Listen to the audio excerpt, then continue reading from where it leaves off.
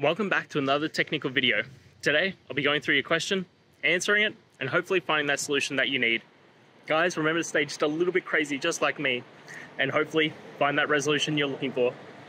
Now, let's continue on to the video.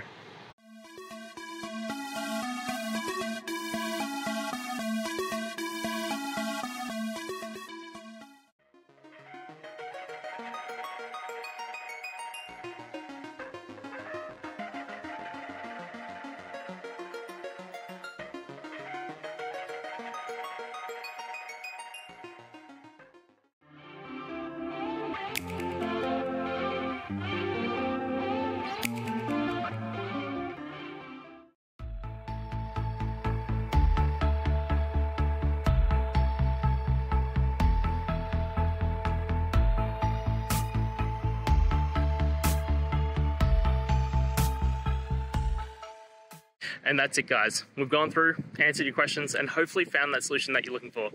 If we did, please hit subscribe. I'd really appreciate it.